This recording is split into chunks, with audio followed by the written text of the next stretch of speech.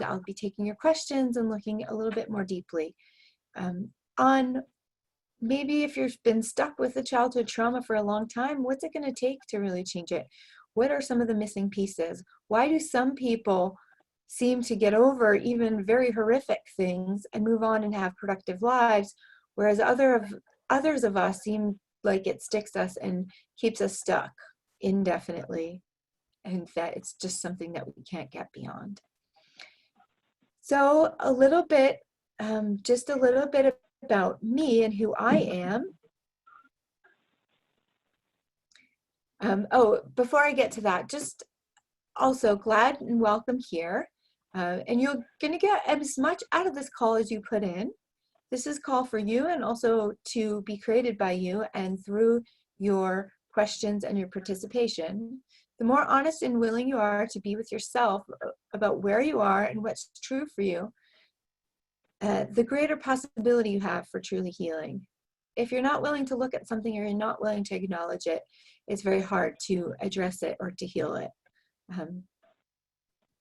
And I'm also here to share my honest experience, the truth about me. I'm not going to sugarcoat and give you platitudes and cliche answers to what's going to really help you. And also I might call rubbish on some of the things that maybe you've been taught or told are going to make a difference that really don't. And in some cases that I've experienced as being downright harmful. So we're going to get into some real conversation about all of this. And then getting on to the next, which I was about to, I feel like I missed a slide here, folks. Let me just see.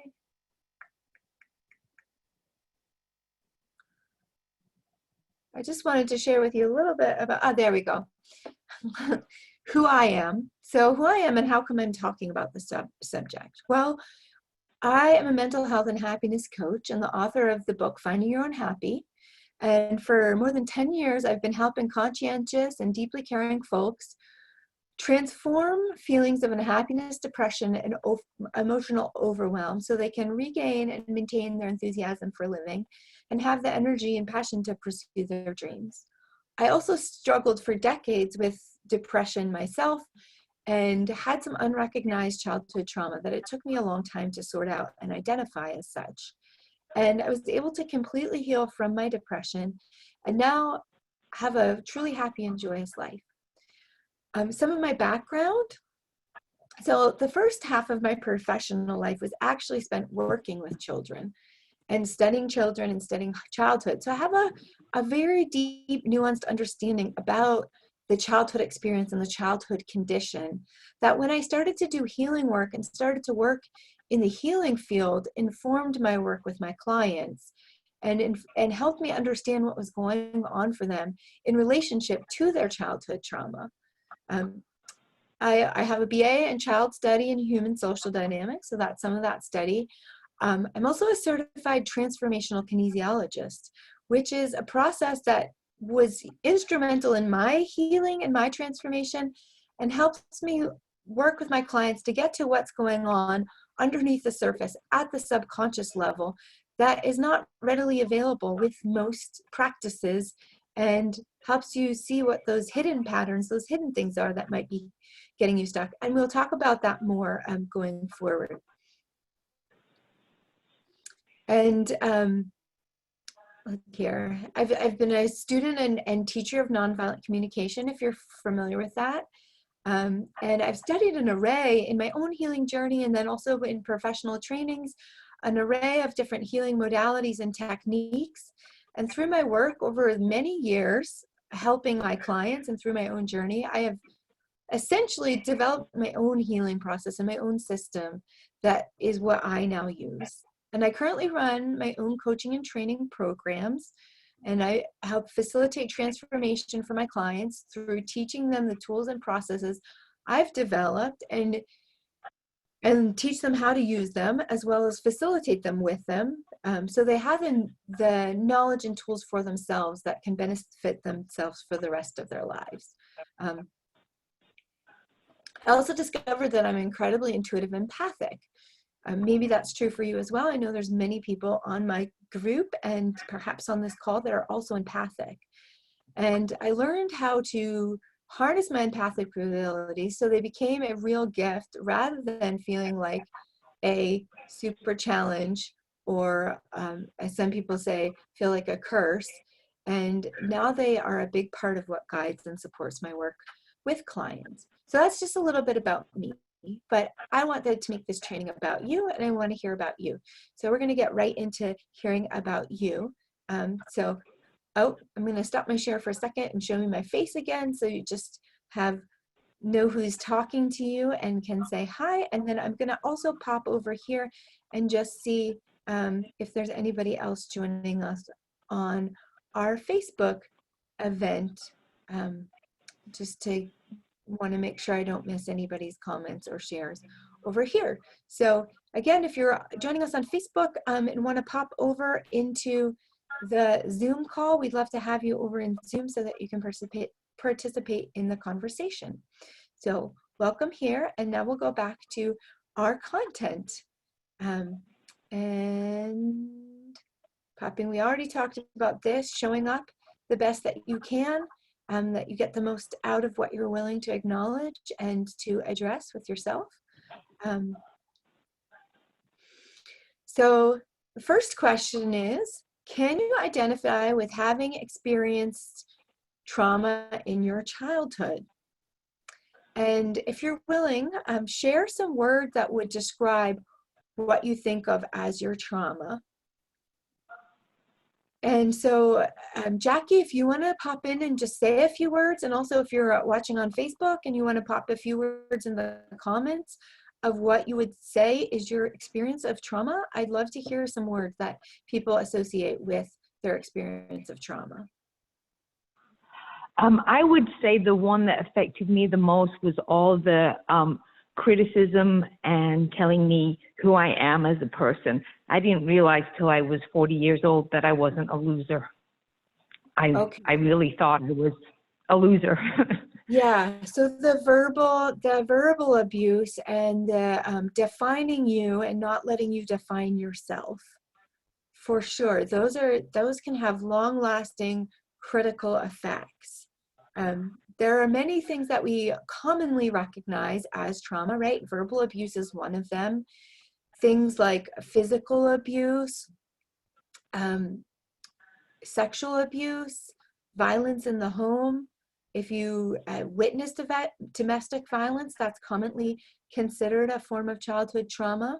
If you grow up with a parent who has a substance abuse issue, that's a common identifier of childhood trauma.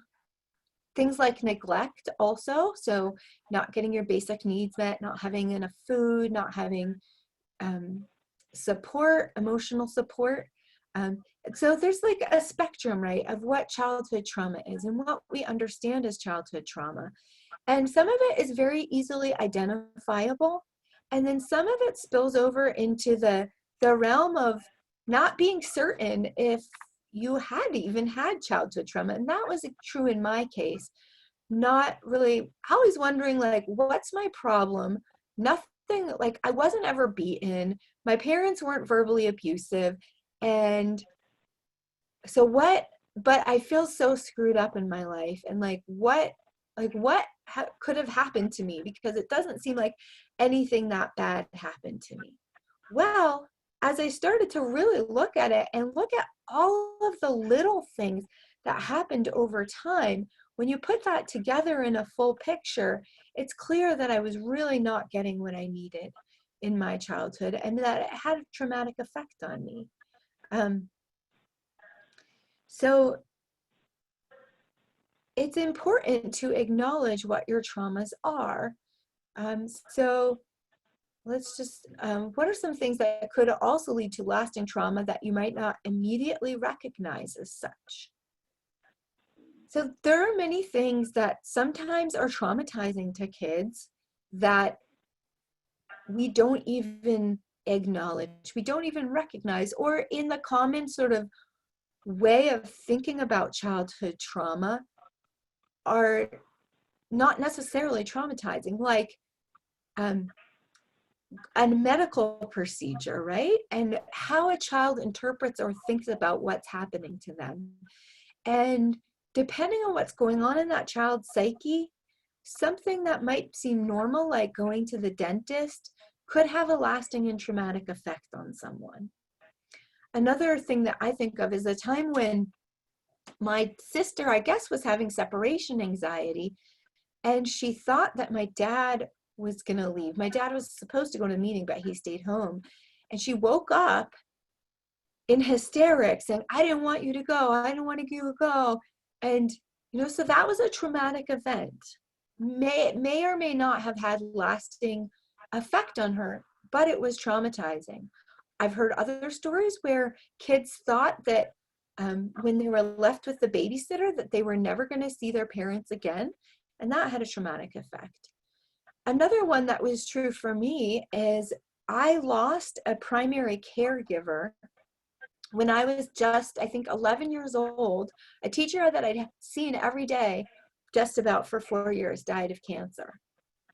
I had no emotional support for that. I had no one to turn to, no way to sort out what was going on for me.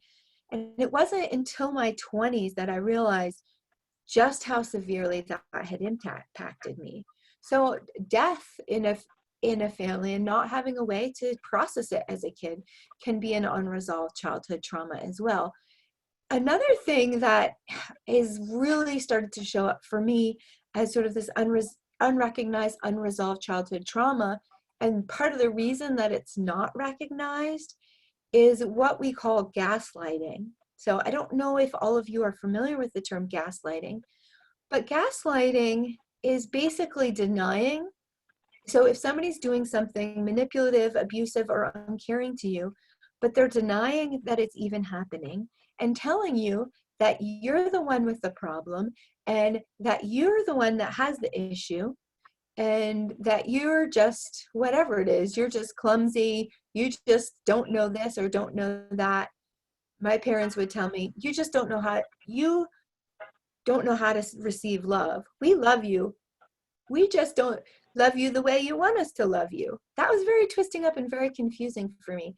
And so the thing about the gaslighting form of childhood trauma is that you're unlikely to recognize it because you've been taught not to recognize it and taught to internalize and think that you are the problem and that it is all your problem. So many of us grow up thinking like, there was nothing wrong with my childhood. I just am screwed up. I just have issues. And no, I didn't have any childhood trauma. So just let that sink in and think about that for a while. Have you been blamed for everything that happened in your family as if you were the one that was the problem or didn't get it or wasn't smart enough or whatever that was? And could that have had a lasting traumatic effect on you and your life?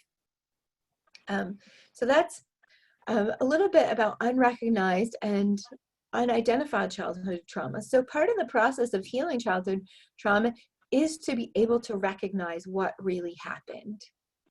And I'm going to just stop our screen share again and pop over on Facebook and see if I can see if there's anybody wanting to join us there. So if you're here on Facebook, invite you to just pop over to Zoom or pop your comments in the comment box, and I will be answering them the best I can as well on Zoom.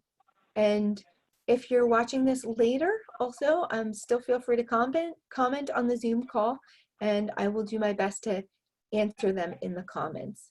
And glad to have you here. So let's get back again to our presentation here, which is about telling the truth about your experience. Until we're willing to tell the truth about what happened to us and what has impacted us, it can be very hard to heal. So how might this trauma still be showing up or continuing to impact or negatively affect your life? So Jackie, I'm going to call on you again, and you were sharing that the form of verbal and psychological abuse that you experienced, you didn't even recognize that it wasn't the truth about you until you were over 40. Am I getting that right? That is correct. Yes. And so And if it you, was only, oh, go go ahead. ahead. It's like if you weren't even, like, it just got fused together, right? So you just thought that was true. You didn't even necessarily recognize that there was a trauma or an issue going on. Is that, do I have that right? Yes, that is correct. Right. And so if you don't recognize that there, if you have internalized it to that degree and not seen it as not normal, then it's really hard to even recognize that you have trauma that needs healing. Correct. Yeah. Yeah, that's why I put up with it all the time from every source around me, because to me that was normal. I didn't know anything different than that.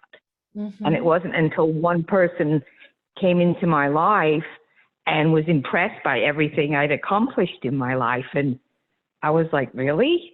I'm kind of, I wasn't amazed by what I'd accomplished on my own. And they're like, for you to get as far as you did with the amount of support you had and to accomplish that all on your own, then, you're like up there in like the 2%. And like, even like with my savings, a financial advisor had looked at what I had saved through like my investment, through my company, work portfolio thing, 401k. And he was a very intelligent, smart man. And he's like, the amount of money you had to accomplish all this, you're in like the, top 2%. Right. So all it's these, like counteracting all the lies that you've been told that you believed is true throughout your childhood. And yeah. so part of the process is getting the truth, telling the truth to yourself about what you've really experienced. But sometimes and we'll get to this later on in the process of healing childhood trauma, is having a witness or having somebody else counteract what you've assumed is true about yourself. And this is a bit about why some people are able to heal from the trauma and some people aren't. And we'll delve more into that a little bit more. But I want to just go a little bit further into telling the truth to yourself about your childhood trauma. So a lot of us will minimize the impact of what happened to us. We will apologize or be understanding or forgiving to the people that have hurt us, without really acknowledging the pain or the impact that it had on us. And it's like we try to put on, so one of the things that I was talking earlier about some of the things that I think are hogwash about healing that actually do more harm than good, is sometimes I do totally believe there's a place for positive thinking and having a positive attitude. Sometimes, however, that gets in the way of us recognizing how something is impacting us, the pain that is causing for us, and we're sort of like putting a Band-Aid over this wound that actually really needs healing, maybe even needs surgery, right? So we're trying to cover up our pain and pretend like it doesn't exist, rather than really acknowledging the pain that is there and what it takes to heal. So that is really a super important piece of the truth telling, is to admit and acknowledge even to yourself, yes, I have been hurt, and yes, this hurts. And because if you don't recognize that it hurts, it's pretty hard to heal from it. So that is, let's see here, step one. So the step one, so I said I'm going to talk about 5 keys to transforming and healing childhood trauma. Step one is see and tell the truth to yourself about what is really happening. Stop pretending that things are better than they are, or that you're happy than you are, and get radically honest with yourself. So if you're still struggling with unhappiness, or you're still feeling not good enough, so not good enough is one of just from Jackie, from what you're saying, not good enough is one of those big things that shows up for a lot of people who have experienced childhood trauma. So issues with self-esteem, feeling not good enough, feeling like you can never do it right, having difficulty trusting yourself, being a constant people pleaser and accommodator of others, struggling with your relationships and friendships. These are all signs that there's something in your childhood that hasn't been resolved and that maybe you haven't been willing to tell the truth. So admit yourself that you are still hurting and that you're in need of healing. If those things are showing up for you, there's pain there. There's something going on there that needs your attention and needs your healing. And then on the flip side, some of us get so stuck on our hurt, right? If you've spent years dwelling in your hurt and reliving over and again just how hurt you are, and admit to yourself what you're doing and commit yourself to truly healing. It's like that hurt happened wherever long ago it did. You know, maybe you're 5, maybe you're 10, maybe you're 15, but how many times have you hurt yourself again and again and again and again and again by reliving and retelling that story for yourself? And does it really get better by replaying it?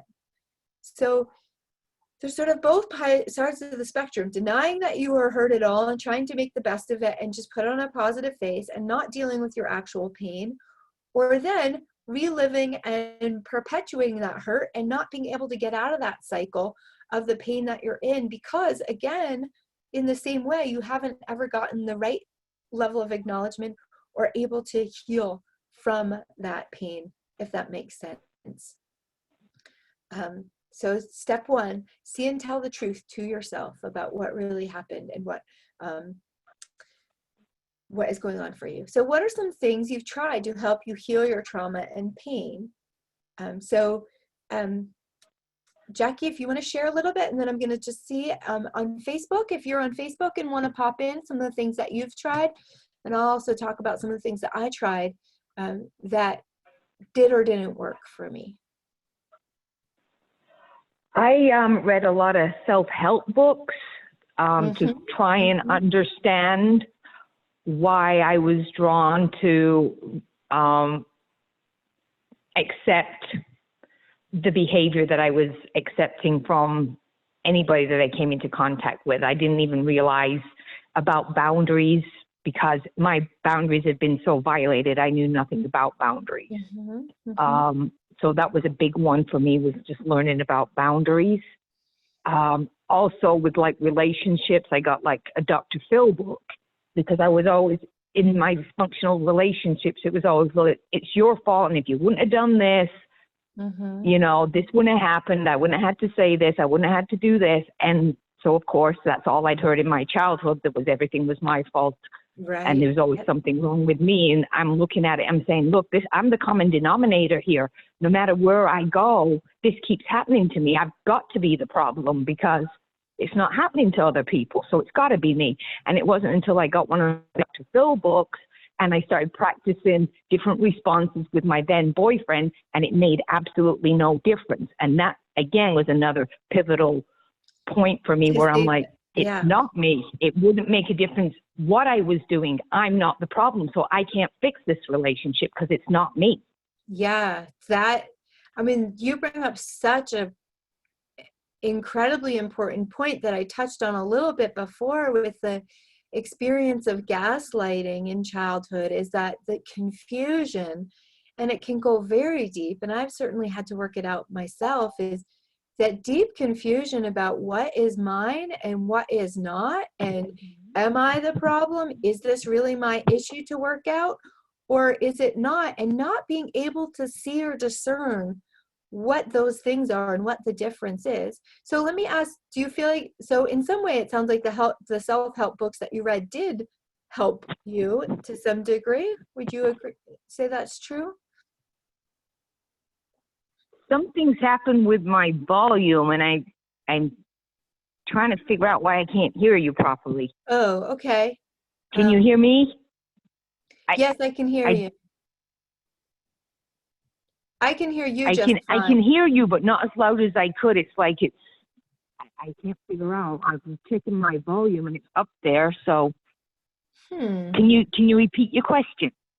So I'm just wondering, the self-help, working with the self-help books,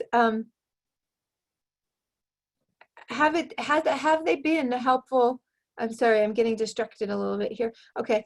Um, have they been helpful for you? Like, did that help you, or to read those Yes, books? I found them helpful. I tried lots of different um, avenues. I mean, I went down the spiritual path because I was trying to figure out what is life all about, because I saw Yep, everything just seemed backwards to me.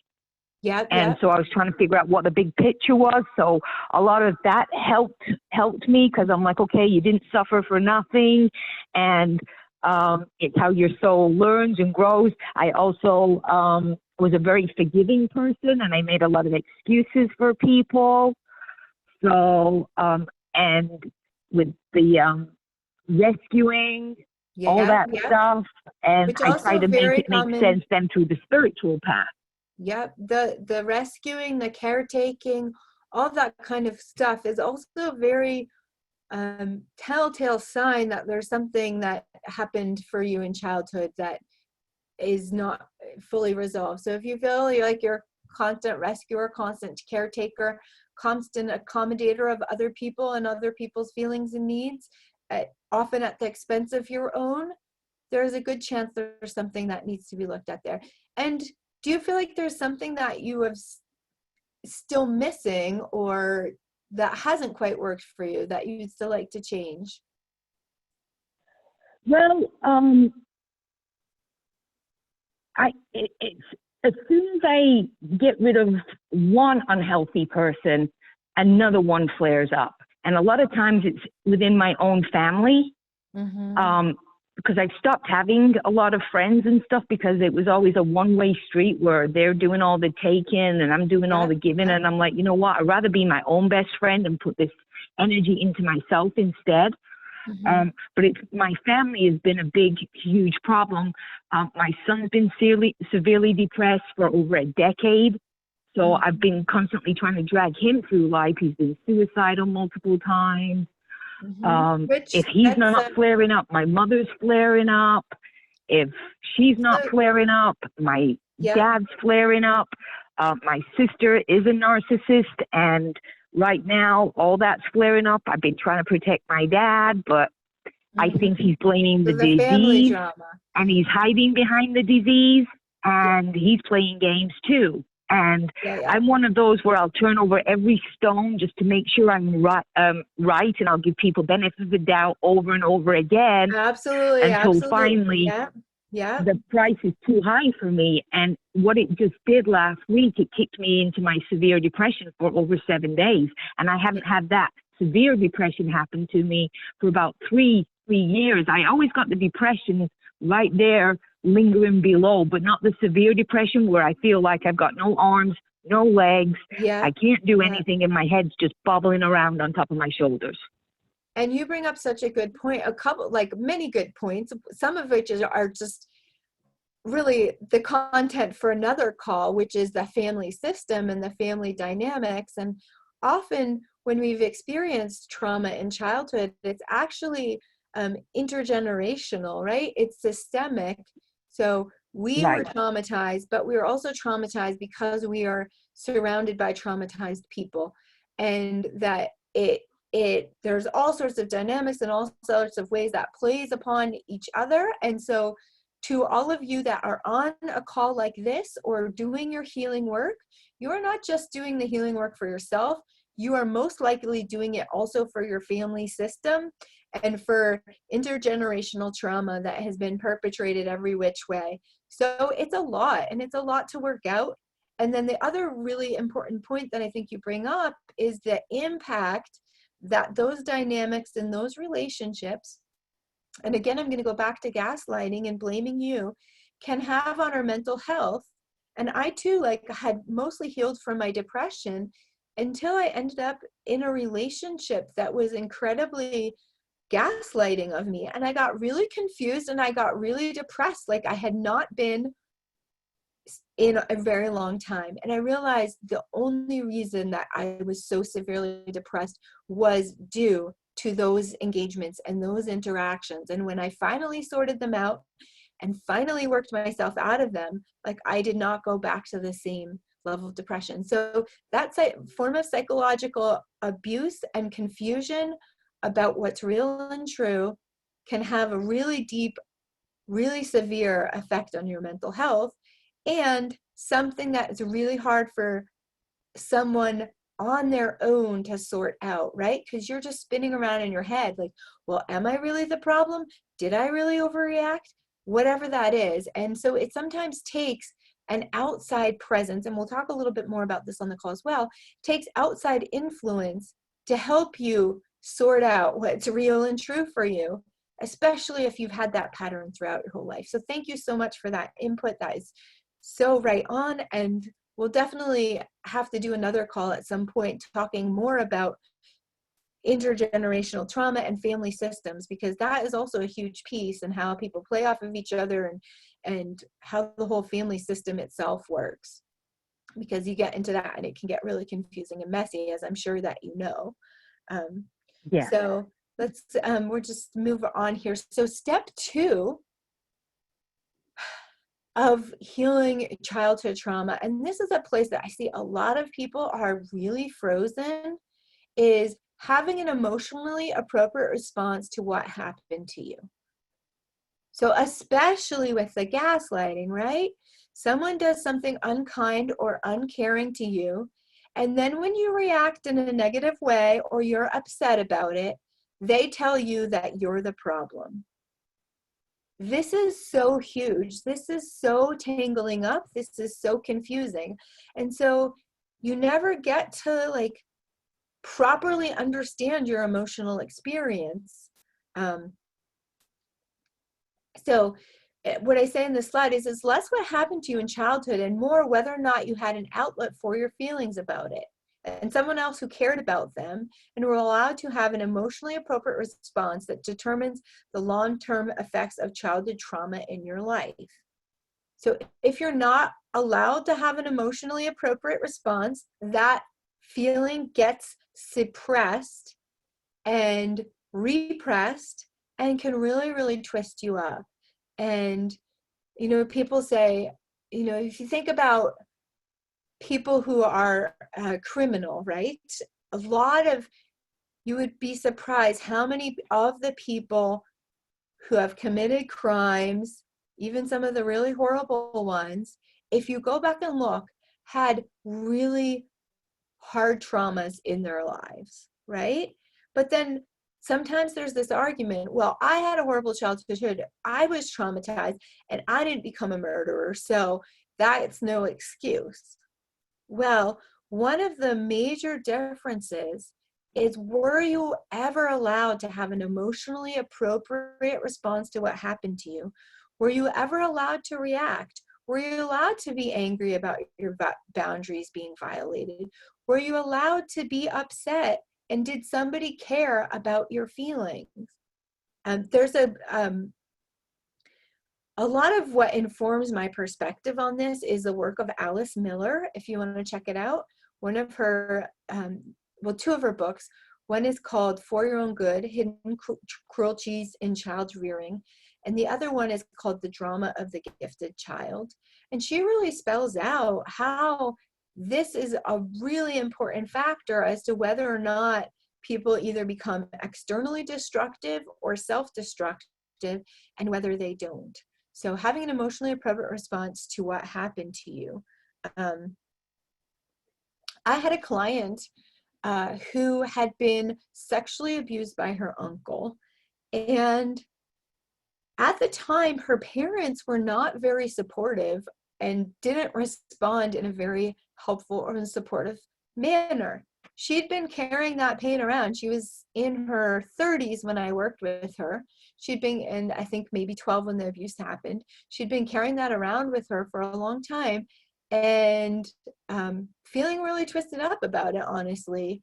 And also in the place, and we talked about positivity before, also forgiveness, like being in the place of being able to understand that it wasn't her fault and all of these things about him, but her understanding and her forgiveness came about a little bit as being apologetic for what he had done, rather than really owning how angry and pissed off and hurt she was about it.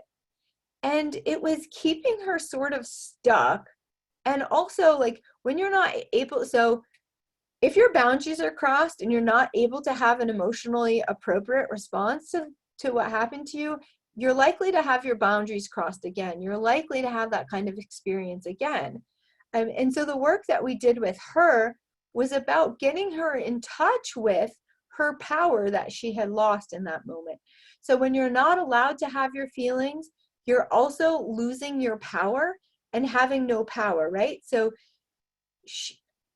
because she had to suppress her anger, which in this case was a form of power to protect herself and say, no, this is not acceptable and not okay, she was really stuck and frozen. And when we worked together to really move that experience, allow her to get angry, to have that emotionally appropriate response, so much was freed up for her. And she had so much energy back and was able to move on with her life and in some very different ways that she hadn't been able to before. Also, through the process of working on her own healing and really owning what was true for her, she was able to completely heal and reconcile the relationship that she had with her parents, and they were able to be supportive and understanding of her. And so that's part of what happens when you really can heal and have an emotionally appropriate response. I too was not allowed to have an emotionally appropriate response to what happened to me. My parents always told me that I was the problem and that, it was just me. And I realized at some point through some powerful transformation work that no longer was I angry about what had happened to me in childhood and that my parents had not been there for me and hadn't supported me and I hadn't gotten a lot of my needs met. I was super angry and pissed off that I was never allowed to be upset about it and never allowed to have an emotionally appropriate response. And when I allowed myself to be angry that my feelings were never validated and my experience was never validated, it was a huge freedom for me, because then I stopped making myself wrong about everything that happened. I stopped making myself wrong about all of the feelings I had around it. And I was able to claim more of my power and to validate for myself my experience and stop looking to my parents to admit and validate what they were just honestly incapable of validating or admitting for themselves. So that's really step number 2, is allowing yourself and having the space to have an emotionally appropriate response to what happened to you and really own that for yourself. And when you don't, like, your discernment, your ability to discern things, your ability to tell, Jackie, just like you were talking about, it's like you were getting confused in your relationships and you're like, oh, even if I change my behavior and show up differently, it's still not changing it. But you were so confused about what was true and what wasn't that it got all mixed up and tangled up. Does that make sense? Yes. Yeah. Okay, so if you're never allowed to have an emotionally appropriate response to what happened to you, it will keep you stuck, right? You'll be in that confusion. So I felt like until I was able to acknowledge, like, the way that my parents were with me and how they were treating me, I was super susceptible. So if you find yourself in dysfunctional relationships or abusive relationships, it might be because you haven't been able to see the original form of that dysfunction and an original form of abuse in your family. So you will have difficulty recognizing when other people treat you in similar ways. So I couldn't tell if it was just me or somebody was being kind of assy, like, especially in romantic relationships. Was I just the problem, or was this person kind of being a jerk? I didn't know. I couldn't tell. I was very confused. So So you may struggle with discernment and struggling with knowing how to protect yourself or have good boundaries, right? If you're not clear about what your emotions are telling you, what's true for you and what is acceptable and what's not, and you've been really confused in this realm, it's going to take a while and it's going to be really hard to sort it out so that you can say, okay, this is my yes, this is my no. I know myself and I know how this works.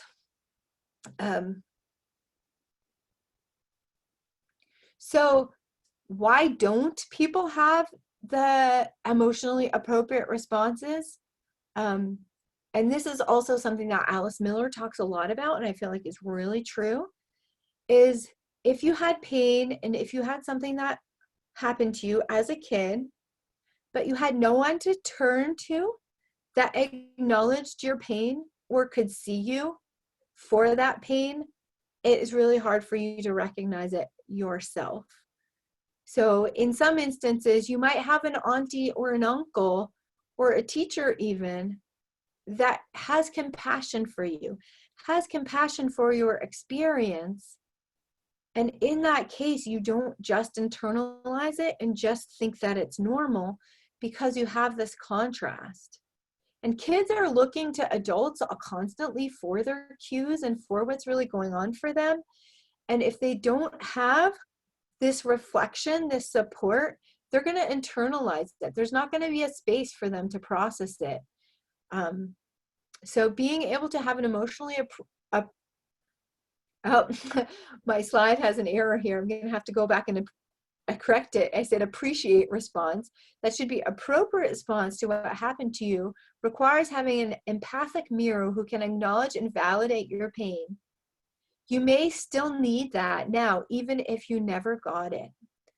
I am becoming more and more a believer that, first of all, most of our pain was caused by breakdown in relationship with other people, and that in order to truly heal, we require other people and compassionate and empathic responses and relationships that help us reintegrate and re-heal our pain and re-acknowledge it. Even if you get it intellectually, having someone else witness and validate your experience is going to go a huge long way to being able to heal that pain, to get that care that you never got, and to shift and transform your experience around it.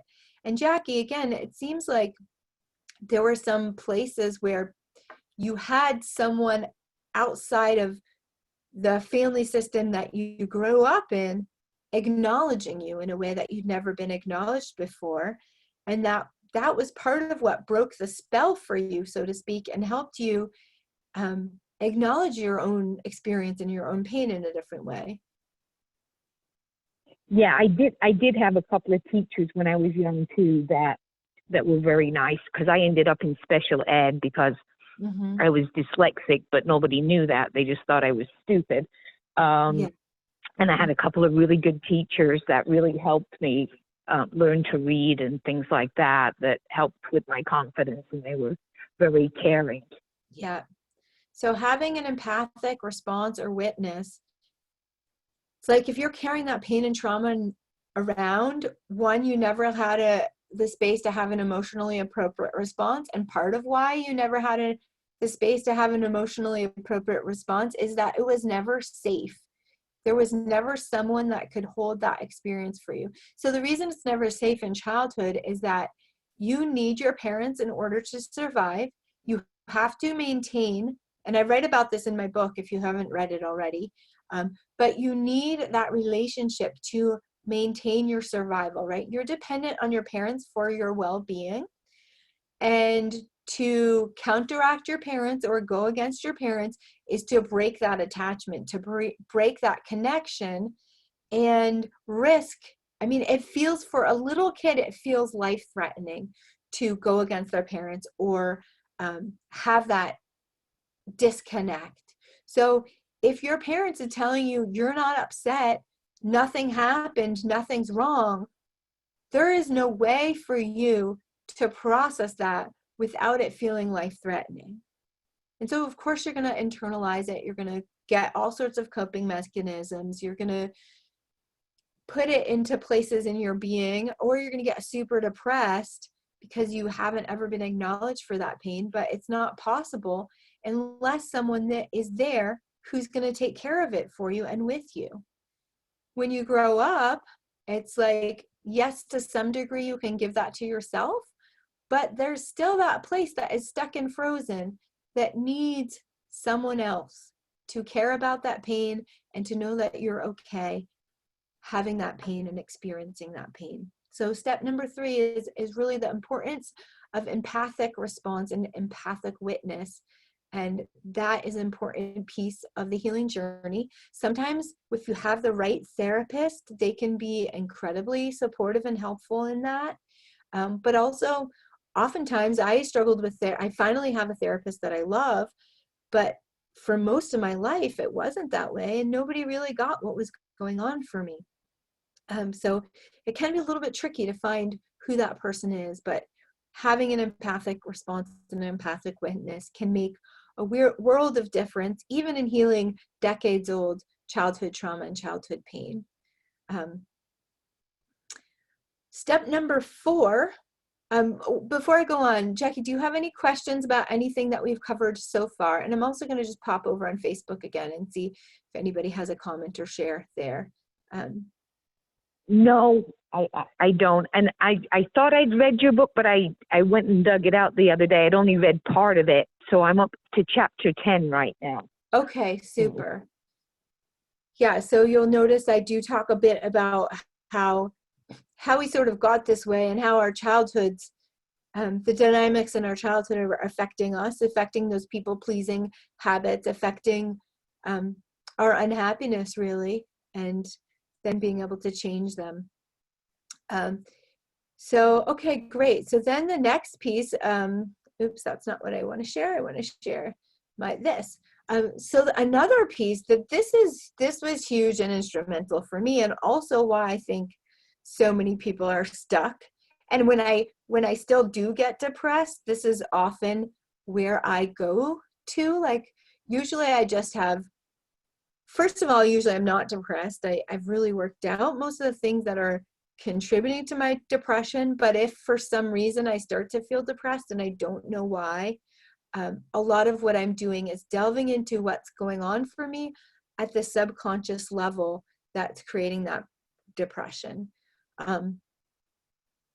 So if you're not able to have an emotionally appropriate response to what happened to you because there was no empathic witness or empathic support, a lot of this becomes subconscious and is internalized into order to help you survive, right? You can't just connect from your parents. And so you're going to put it on inside and you're going to personalize it. It's too scary to think that there's something wrong with your family or your parents. So let me personalize and make it something wrong with me, because that way I have a chance of fixing it, right? So if I'm the problem, not my family, not anybody else, then I can do something about it. And it's not so life-threatening and petrifyingly terrifying. So also you make all sorts of decisions and conclusions at the subconscious level that you don't even recognize or realize that continue to run your life. Somewhere inside of you is still a hurting child that is trying to get the acknowledgement, attention, care, and love that she or he never received as a kid. So in order to truly heal, you must address and work with the subconscious layers that sometimes you're not even aware of or haven't been able to acknowledge. So like an example would be, so one of the examples I often use is, let's say you grew up in a very strict family where you were expected to think certain ways and believe certain things. And if you towed the line, you were fine.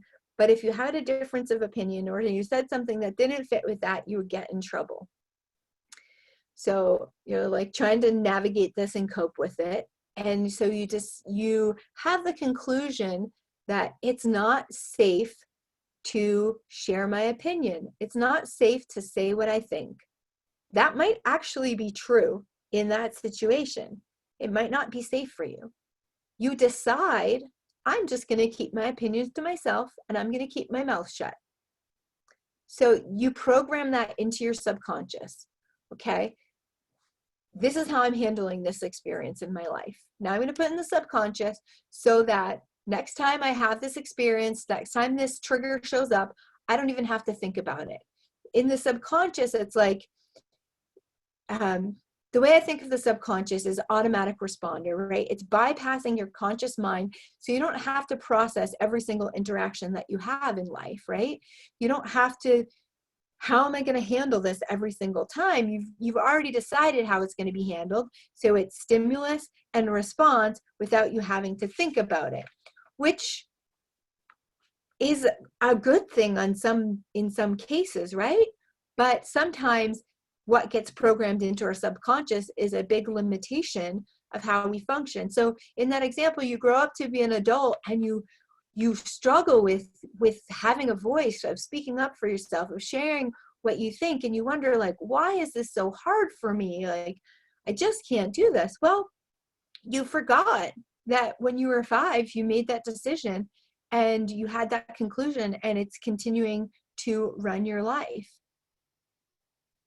And so I talked in the beginning about transformational kinesiology. Transformational kinesiology is the tool that has helped me really understand what's going on for myself at the subconscious, and also helping my clients really get to and sort out what's really happening for them with their depression, with their mental health, with their childhoods that they maybe have completely forgotten, had no conscious awareness of. But when you work with the subconscious, you can get into and understand and transform those deeper layers.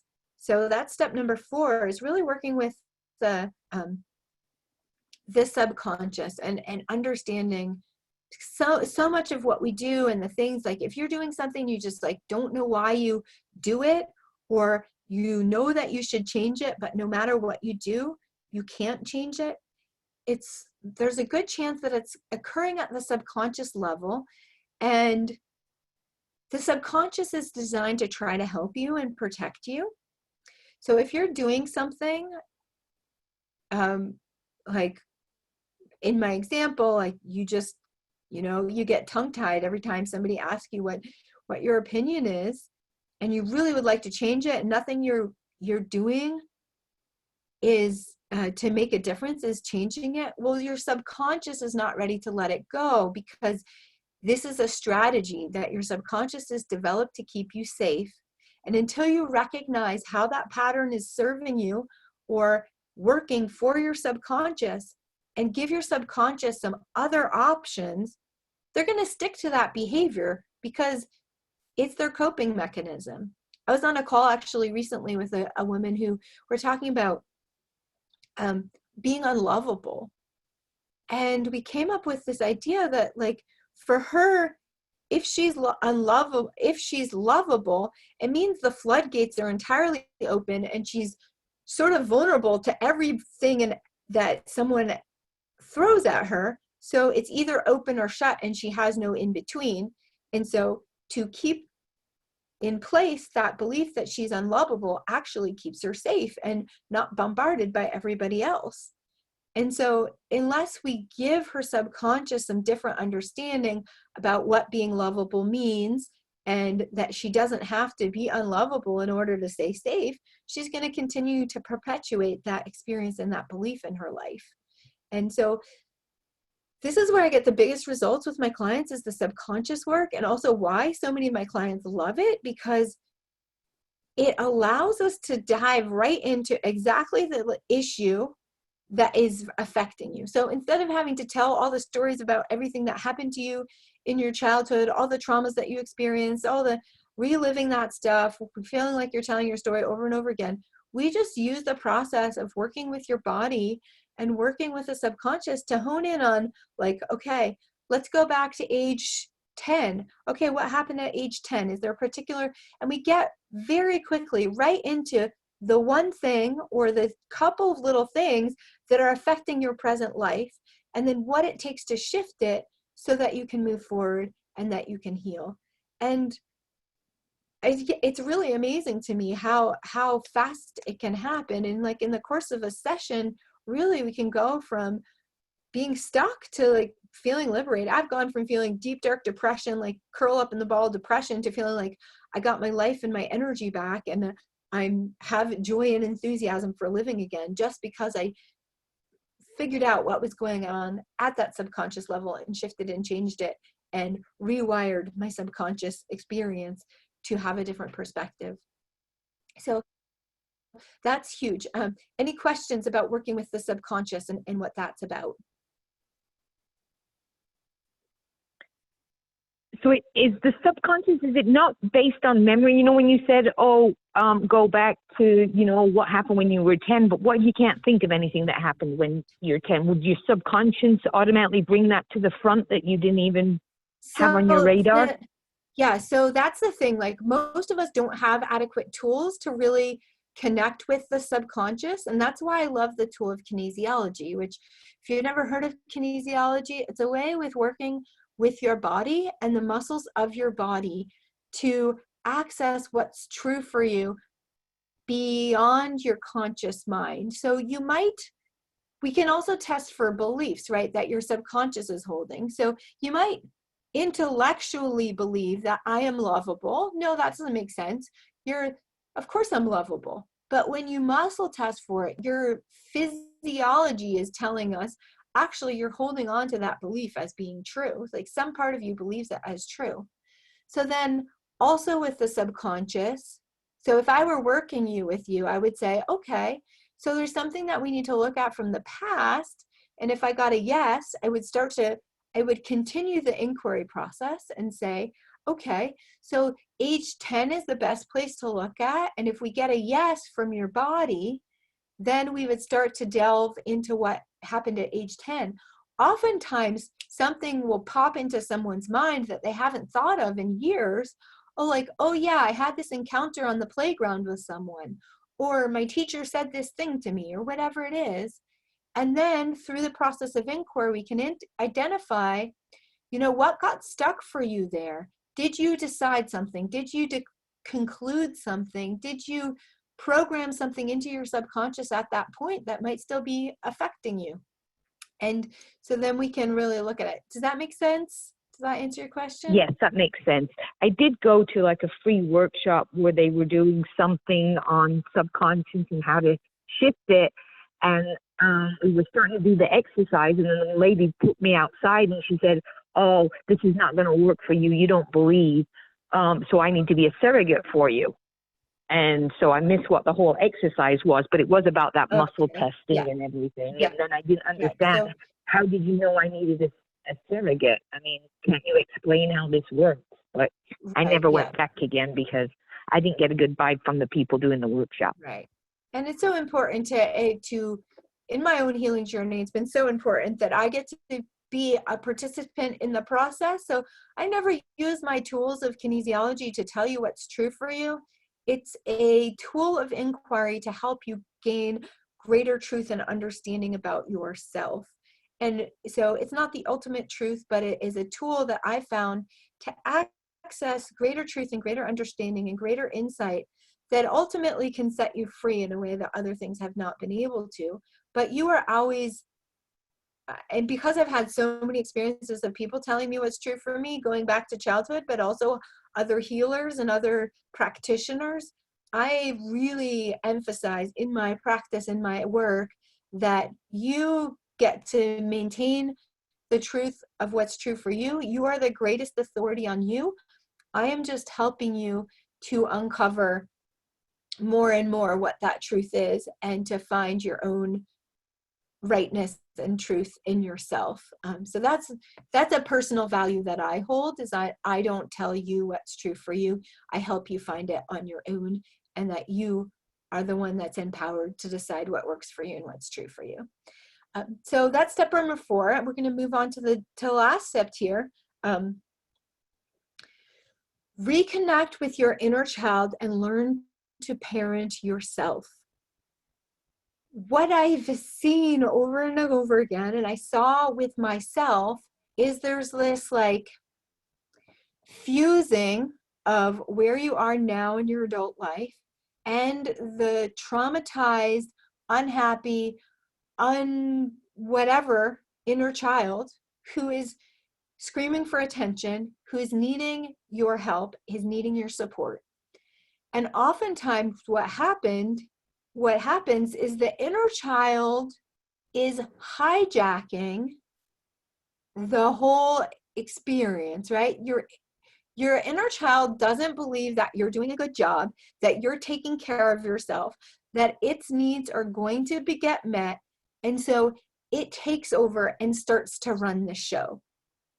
And I'm trying to think if I have a good example of that, but it's like what I noticed, and I talk about this book in the book as well, is what I noticed is that when you can really identify out and separate out what's your inner child and coming from the past and reactivity from the past and experience from the past, and what is like your present self, present reality.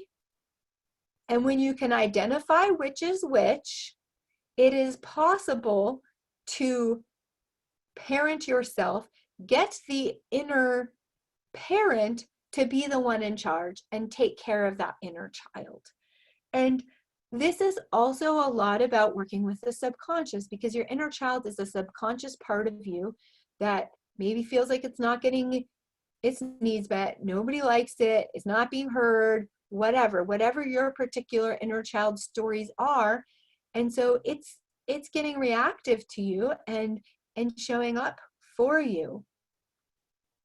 If you can get back to connecting with the pain of your inner child and identifying that part of you that is still crying out for love and crying out for support, and start to nurture and care for that inner child and build a communication and a relationship with your inner child, it won't hijack you anymore and it won't run the show. It's like I've told my clients, like, have check-ins. First of all, we do a process where you really get in touch with your inner child, what that inner child is yearning for and longing for. This is also part of me being the empathic witness for your inner child and helping your inner child really get the support that it needs and the care that it needs if you're not yet able to be the adult for it. And then as we go, we develop some keys and some signals that your inner child can give to you to let it know that it needs help and support and attention. And some of my clients know, okay, when I start to get this particular feeling, that's my inner child talking, and my inner child needs something from me. And I'm going to connect with my inner child. I'm going to find out what they need, and I'm going to help give it to them so that they can get their needs met. But for so many, especially if you've never been able to have an emotionally appropriate response to what happened to you, if there's never been an empathic witness, if you haven't worked with the subconscious, it's all fused together and all mixed up together. And basically you have a hurting inner child who's crying out for help and for healing that they never got. And so all of your efforts to be a competent adult and move forward with your life and, create success and be happy are feeling limited. So if you feel like, gosh, why can't I be more successful with everything that I'm trying? And why does it feel like it's still not working all the way? It's because, again, you're trying to cover up the pain and rather than deal with the pain. And when you can really integrate the experience of your inner child and deal with the pain of your inner child, it can make a real and lasting difference for you.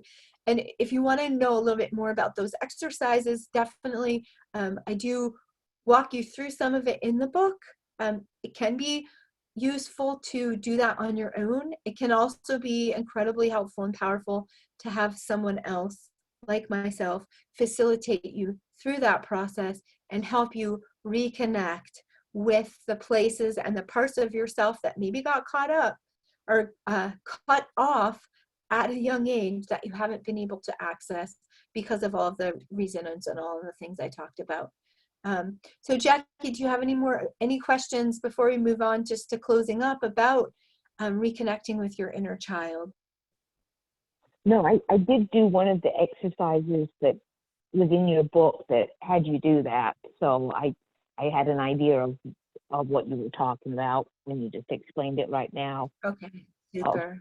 The child feeling needy and, take me with you and you know, watch out Yeah. for me, protect me, Yeah. and be my voice and Hmm. validate me And kind of again, thing, you know.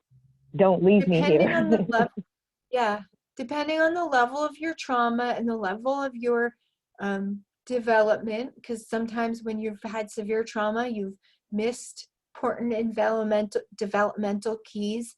So depending on what your experience has been and where you are, like you very well may need some initial support to help you navigate this, to help you learn the tools and learn the integration, have someone else help teach you how to parent your inner child so that you can get it to a new place in your life.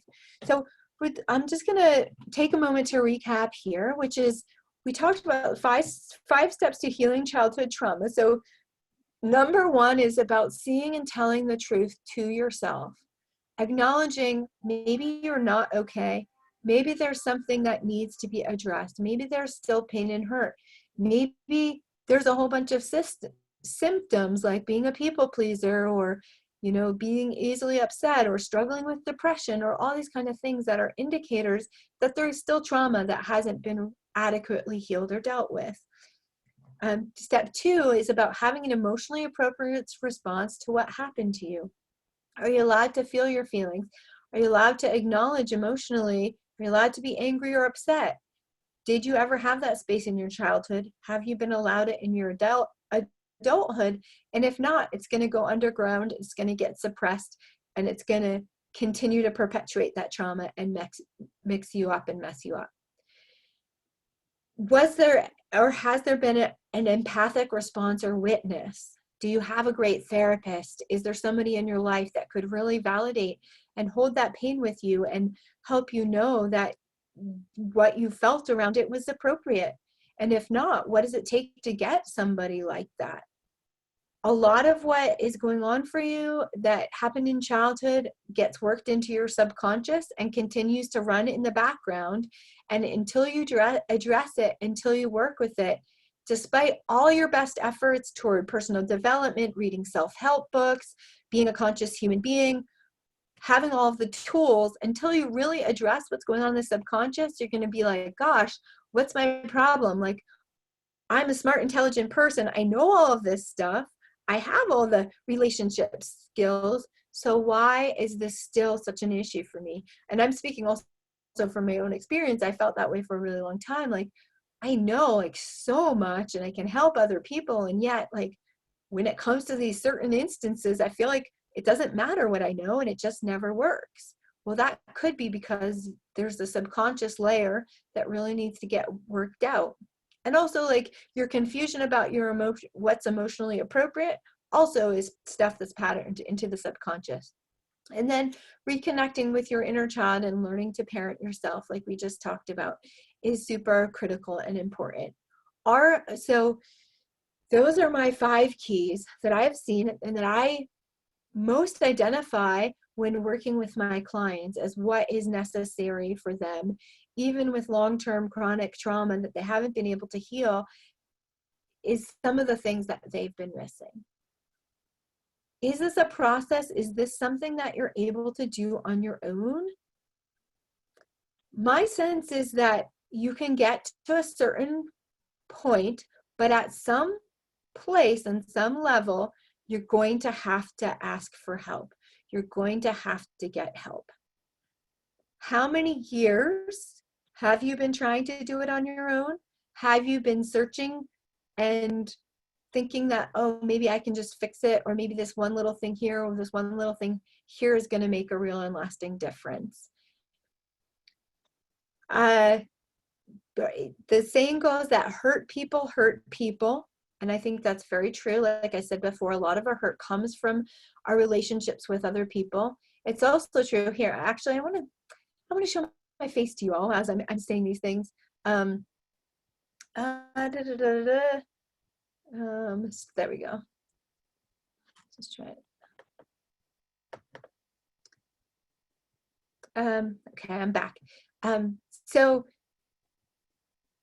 hurt people, but it's also true that we need other people to heal. And I've really been seeing that until we have that repair of relationship and that empathic presence and then that empathic witness, we are going to need some support to heal. And even people who have healed informally, if you think about it, it's because some caring person has come into your life and helped you change your experience. Or Jackie, as you were talking about, somebody acknowledged, like, you're actually doing really amazing and you're not the, dysfunctional, incapable person that you thought you were. That was from another person that helped you get there.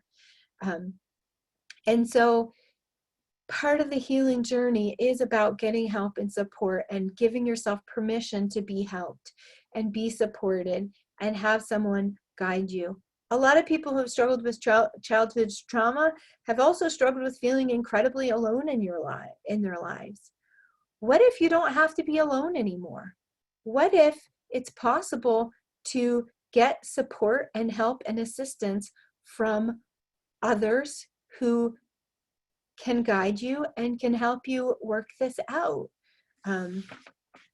And what's likely the cost if you don't? Like, again, how many years have you been working on this? And for me, it was a lot of years before I would even admit that I had a problem. And then even more years. Well, it took me a long time. I did go seeking help, but often I didn't find the right help. And I didn't find the help that really empowered me, instead of just made me feel like maybe I really am permanently broken and screwed up. So sometimes we need help breaking those loops, breaking those patterns, working with the subconscious. And that's a lot of what I am doing with my work, is helping you navigate those places and heal some of those places that have been so stuck for so long, and help be your guide and your support on that journey. So if you've connected with what I've shared here, if it feels like, yes, this is work that you see needs to be done in order for you to get to a place of truly experiencing happiness in your life, truly being fulfilled in your life, then, or even if you're curious how it might assist you from where you are, what's going on for you, your particular issue, I would love to have a chat with you more in depth to see, like, let's identify what the pieces are that are keeping you stuck or keeping you trapped in your childhood trauma, and what it's really going to take to get you to the other side, to help you transform and heal it and move on with your life. Get past a life that's shadowed by depression. Get past being stuck with the drama of your family, and Jackie, like you were talking about, and getting stuck in all of those patterns, and back to really owning, claiming what's true for you, your power, and being able to create your life that really works and is satisfying for you. So I invite anybody who's watching this to come have a free breakthrough call with me. It's a really simple process. We just hop on Zoom together. It's going to be like we are here right now. Probably have the same painting in the background. It's my healing painting. It helps me with my work. And we'll just have a conversation, and I'll ask you some questions to help you really work through and identify what are the places that you're still stuck, that are still keeping you from your full happiness, that are affecting your mental health and depression, or if in this case, if it's childhood trauma, what is keeping you stuck from really moving beyond that childhood trauma and getting to a truly happy and fulfilling place in your life. So that's an offer for anybody who's watching this call now or later. You can just go to, I'm going to pull it up on the screen. Dun, dun, dun. Let me just find my screen here again.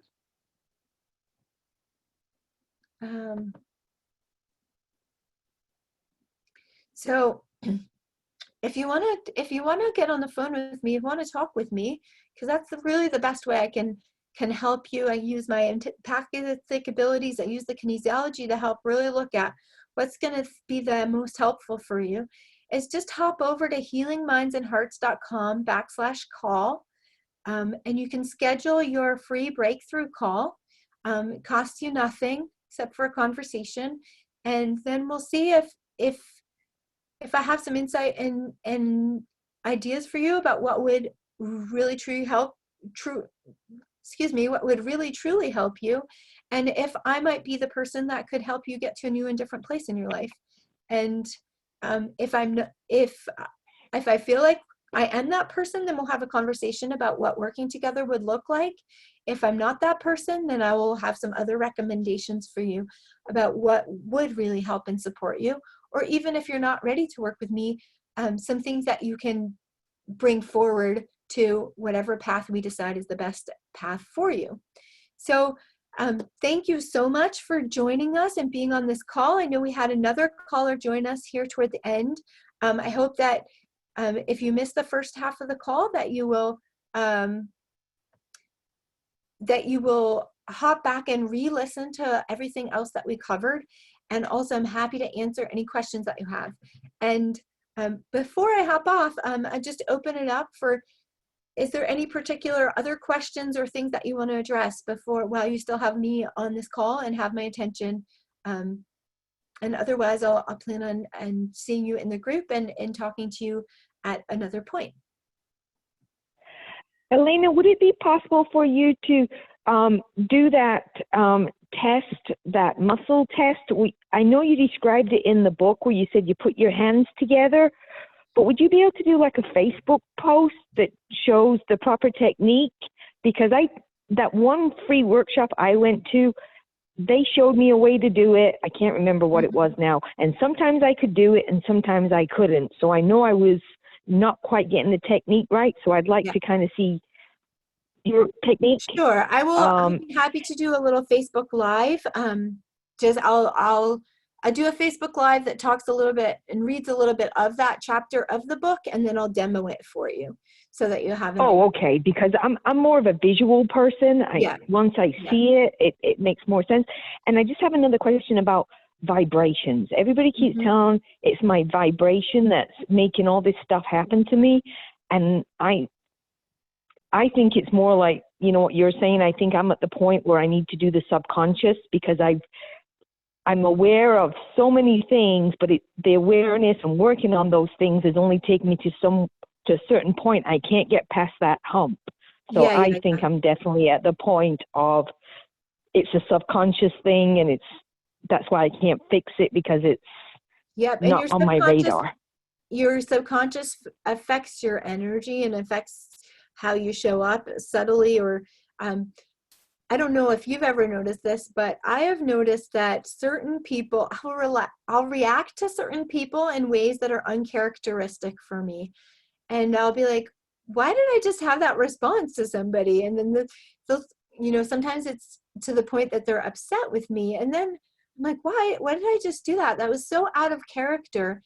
And then I recognize that I have been picking up on the subconscious signal that they're projecting out, so they're projecting out their subconscious belief about themselves, and then I'm complying with what they've decided is true for them. So, if nobody ever listens to me, and then somehow I've missed, even though I'm a really good listener, somehow I've interacted with them in a way that they feel like they haven't been heard or they're not being listened to. And I'm like, wow, why did I just do that? So uncharacteristic. But it's almost like I'm picking up on the signal that they're sending and then responding to it. So Right. Jackie, if you wanna hop on a call, if you wanna schedule a call with me, I'd be happy to look at that with you more and see if we can identify what are those pieces, that hump that you mentioned that you're still stuck on, and what would it take really to get to the other side and get the results that you're looking for. Okay, great. Yeah, great. super. And all right. Well, thank you very much, Elena, for all the work pleasure. you do. I know how much effort you put into, and how much time you put into getting this information out there and letting people know that there's resources available. And I know that takes a lot of work and a lot of effort. And I can tell with you, you're genuine. You're doing this from pure compassion. Absolutely. And that's what feeds you. It's got nothing to do with money. And there's so many in this field that it's all about the money. And you can tell the difference between the people that are legitimate and the ones that are just like money first, helping or people like second, you presenting the know. image, right? And I'll get into that more as we go along, but I want people to truly heal, and I want to give people answers that work and that make a real difference. And I struggled for so many years of my life, and being also in the self-help world, in the personal development world, in the spiritual world, and trying to navigate all that using a lot of the tools that other people were sharing. And in some ways, like some things I found some useful, but there were things that I found also downright harmful and that kept me stuck for longer amounts of Right. time. So I really want to help people who are in similar positions that I am understand what's really going on, and um, get out of some of the stuff that perpetuates the self-blaming myth of like, if I were just doing this better, if I were just doing this different. Like, there's a gaslighting aspect to personal development and spiritual healing that takes place as well, that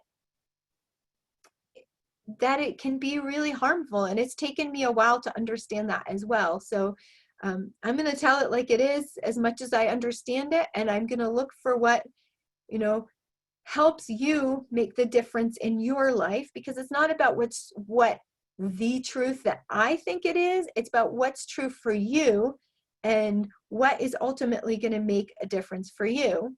And that's why so much of my work is about asking questions rather than telling you how to do it. It's like, let's look for the thing that shifts something for you.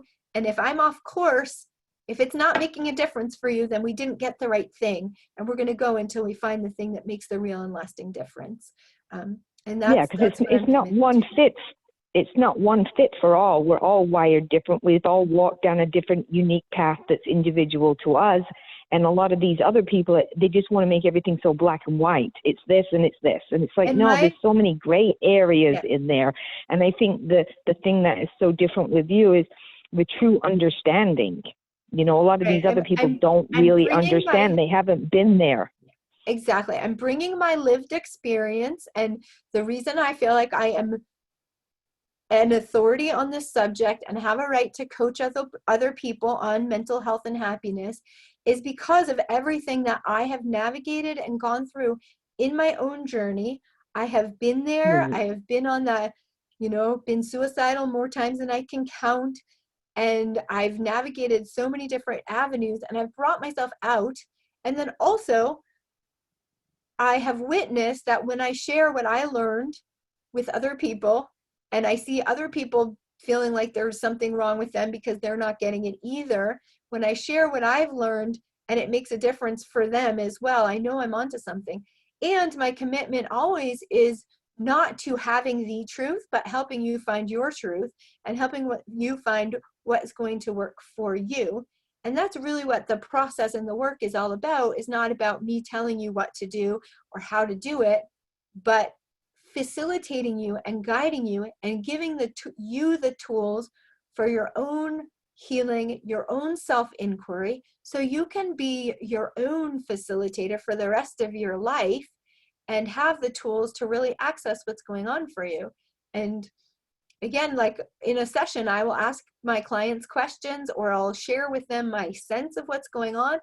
But I always turn it back and say, does that feel true for you? Did that change anything for you? Did that make a difference for you? And if it didn't, my sense is, okay, there's something else we need to look at, because, if you feel about the same after talking about that whole piece that we just did, then we didn't really get the shift. And it's all about making the shift so that you can have more happiness, more joy, more enthusiasm, more vitality in your life. And that's really like, I know that it's possible to get beyond depression and to really enjoy your life and to be happy. And that so many people are so lacking adequate understanding, information, and tools to make that real and lasting difference. And I'm here to help you figure out what that's going to be for you, and what's going to make it work for you. So yes, thank you so much, Jackie. And yeah, please schedule a call, and then we can get into those pieces that a little more deeply, and Okay. identifying what's going to really help you. And I got to go All because I right. have another Yep. appointment. Thank you for Okay. joining me, and it's been a All pleasure. right. Thank you very much. The replay will be I will be in available touch. if you want to share it with anybody else or if you want to rewatch it. So that will be available as well. Okay. Okay, take All care. right. Well, thank you. Yeah, Bye-bye. bye-bye. And goodbye, everyone else. Thank you for joining. And feel free to book a call with me if you have more comments, if you want to go deeper in this topic. And hope to see you and connect with you soon, and here to support you on your own healing journey to reclaiming your joy and enthusiasm for living and for finding your own true happy. And we'll talk again soon. Bye for now.